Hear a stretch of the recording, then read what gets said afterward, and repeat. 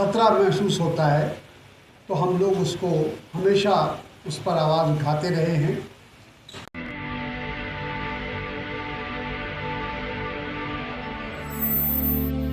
अपने आखिरी दौर में पहुंच चुका है, इसलिए मैं अपनी बात को बहुत ही मुख्तसर तौर पर कहना चाहूँगा। सबसे पहले तो मैं अपने आए हुए तमाम मेहमान जनाब जावेद अली साहब जो राज्यसभा के माननीय सदस्य हैं, हमारे बीच में संजय सिंह जी आए थे, वो भी राज्यसभा के सदस्य थे, आदरणीय जॉन दयाल जी हैं, आशुतोष जी जो इस मुल्क के बहुत ही माने जाने एक पत्रकार हैं, और के.सी. मित्तल साहब जो बार एसोसिएशन के अध्यक्ष भी रह चुके हैं, और माया जी हैं, डॉक्टर रतन लाल जी जो हमारे पहले स्पीकर थे और उन्होंने तमाम बातों पर रोशनी डाला, सुरेंद्र कोहली जी हैं, और जो इस आज के जलसे, आज के इस सेमिनार को सजाने में, बनाने में जिन लोगों का रोल है, और उसमें हमारे दिल्ली प्रदेश के सदर परवेज़ मियाँ साहब हैं जिन्होंने बहुत मेहनत की है, उनके तमाम साथियों ने मेहनत की है, हमारे हैरतुल्ला साहब हैं जो हमारे कौमी तंजीम के कौमी जनरल सेक्रेटरी हैं, मोहम्मद अहमद साहब हैं, और सभी लोगों का मैं फदर नाम लेना मुनासिब नहीं समझता हूँ, और मैं आप सबका शुक्रिया अदा करता हूँ। जो लोग यहाँ तशरीफ़ फरमा है उनका भी शुक्रिया अदा करता हूँ। ये जो आज का सेमिनार था, इसका मकसद खुद ही जो हमारे मेहमान हजरात आए थे, उन्होंने बहुत तफसील से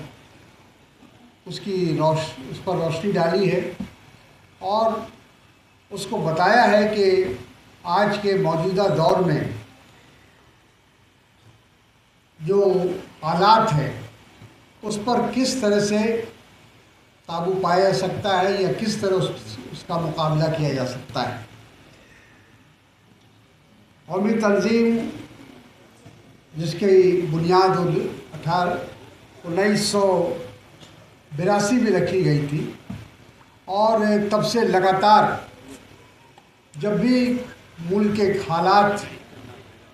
बिगड़ते हैं, कोई भी ऐसी बात सामने आती है जो हमारे समाज के लिए, मुल्क के लिए, कौम के लिए जो एक ख़तरा महसूस होता है, तो हम लोग उसको हमेशा उस पर आवाज़ उठाते रहे हैं। बहुत पहले हम लोगों ने एक आंदोलन चलाया था कि नफ़रत छोड़ो भारत जोड़ो, और ये बहुत पिछले 10 साल से हम लोग उस प्रोग्राम को चला रहे थे, और जहाँ तक हम लोगों की सलाहियत है, हमारी संगठन की सलाहियत है, उसी के तहत में हम लोग ये सब काम करते रहे।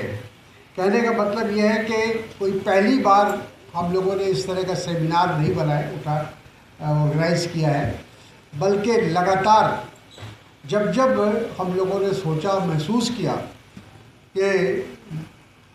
समाज को, मुल्क को ज़रूरत है, तो हम लोगों ने अपनी पूरी ताकत से उसका मुकाबला करने का काम किया है।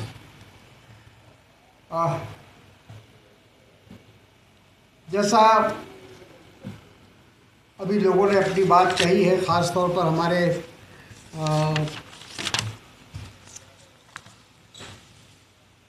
प्रोफेसर रतन साहब ने जो कहा,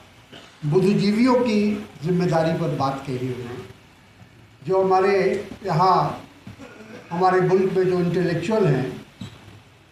जाहिर है उनकी सबसे बड़ी जिम्मेदारी है समाज के प्रति, मुल्क के प्रति। सब लोगों का ये मानना है कि मुल्क का जो एक तस्वीर बनती है, जो मुल्क का नक्शा बनता है, उसमें हमारे बुद्धिजीवियों का, इंटेलेक्चुअल्स का एक बहुत बड़ी उनकी भूमिका होती है। क्योंकि उनको समाज का अगुवा माना जाता है, वो समाज की रहनुमाई करते हैं। इसलिए लोगों की अपेक्षा, लोगों की उम्मीदें उनसे ज़्यादा वाबस्ता होती है। और जब वो समाज का वो वर्ग, वो समुदाय अगर वो खामोशी अख्तियार कर लेता है, अपने आप को किनारा कश कर लेता है, तो वैसी हालत में कौम का, मुल्क का, समाज का क्या हो सकता है। इसलिए उन्होंने बहुत अच्छी बात कही कि जो बुद्धिजीवी हैं, बेखौफ होकर उनको आगे आना चाहिए और अपनी बात को कहनी चाहिए, जो वो महसूस करते हैं, जो मुल्क के अंदर जो वाक़यात हो रहे हैं, घटनाएं हो रही हैं, उस पर अपनी खुलकर राय देनी चाहिए, ताकि आम लोग उससे उनको कुछ रोशनी मिल सके, कुछ रास्ता दिखाई पड़े। ये ज़रूरी था। जावेद साहब ने भी जो बातें कही कि पहले के ज़माने में जब कोई बात होती थी, सांप्रदायिक बात कोई कहता था, कोई जब अल्पसंख्यक के ऊपर किसी तरह का आक्षेप लगाता था, तो जो बहुसंख्यक होते थे, जो हमारे हिंदू भाई होते थे, वो आगे आते थे। पहले वो आगे आते थे और वो ही हमको एक तरह से वो हमारे ढाल बनकर खड़े हो जाते थे। आज उसकी भी कमी हम महसूस कर रहे हैं। ऐसा लगता है ठीक कहा हमारे संतोष जी ने कहा था या रतन जी ने कहा था कि हमारे मुल्क के अंदर ये खूबसूरती रही है कि इस मुल्क के जो खासकर अक़लियत के जो रहनुमा रहे हैं, वो हिंदू रहे हैं। उनको लोगों ने माना है, उनको मान्यता दिया है, चाहे वो पंडित जवाहरलाल नेहरू हो, चाहे वो इंदिरा गांधी हो, चाहे वो मुलायम यादव जी हो, चाहे वो और जो लालू जी हो। इस तरह कितने लोगों का नाम गिनवाया जाए। ये वो लोग हैं जिन्होंने हमेशा अक़लियत की आवाज़ को और अक़लियत के दुख और दर्द को हुकूमत के सामने रखने का काम किया, मुल्क के सामने रखने का काम किया। तो कहने का मतलब ये है कि ऐसे लोगों की ज़रूरत आज भी है और बहुत शदीद है, क्योंकि आज जो मुल्क के हालात हैं, जिस तरफ से हम गुज़र रहे हैं, वो बहुत ही गलत रास्ते पर जा रहा है। और संतोष जी ने भी बहुत अच्छी बात कहा कि संविधान की रक्षा, सही मानों में हम सब की हिफाजत, हम सब का मुस्तकबिल, भविष्य इस बात पर निर्भर करता है कि हमारा संविधान बचता है या नहीं बचता है। संविधान बनाने के पीछे जो उद्देश्य था, जो मकसद था, वो यही था कि इस मुल्क के अंदर जो भी कौमें रहती हैं, जो भी आबादी रहती है, जनसंख्या रहती है, उन सबों को यह एहसास हो कि हम इस मुल्क के बाशिंदे हैं और मेरा भी उतना ही हक़ है जितना किसी दूसरे का है। तो संविधान बाबा साहब अम्बेडकर जी ने बनाया था, तो जाहिर है कि उसमें पूरा दिमाग उन्होंने लगाया था। वो लोग, जिन लोगों ने उसमें अपना योगदान दिया था, वो सारे लोग दूरदर्शी लोग थे, दूरअंदेश लोग थे, और वो मुल्क के हालात को, मुल्क की जो तस्वीर थी, जो बनावट थी, उसको वो बहुत नज़दीक से समझते थे और देख रहे। वो जानते थे कि अगर इस मुल्क को अगर बचाना है तो इस मुल्क को एक ऐसा आइन देना चाहिए, ऐसा संविधान देना चाहिए जिसमें सभी लोगों को इस बात का एहसास हो कि हम इस मुल्क के बाशिंदे हैं और इस मुल्क में मेरी भी हिस्सेदारी है। तो ये ज़रूरी है। आज हम लोगों को कौमी तंजीम ने हमेशा, जैसा मैंने कहा कि इन बातों को उठाने का काम हमने किया। जो भी हमारी ताकत है, जो भी हमारा संगठन है, हमने हमेशा इस बात की कोशिश की है कि लोगों तक अपनी आवाज़ पहुंचाई जाए। और यहाँ इस मंच पर आपने देखा कि हमने सभी कोशिश की, तमाम धर्मनिरपेक्ष जो हमारे लीडर हैं, जो अपने अपने पेशे में जिनकी अपनी एक हैसियत है, वैसे तमाम लोगों को बुलाया, सियासी लोगों को भी बुलाया और गैर सियासी लोगों को भी बुलाया। तो उस मेरे बुलाने का मकसद यही था कि तमाम लोग ख़ास तौर पर जो इंटेलेक्चुअल है, पढ़े लिखे लोग हैं,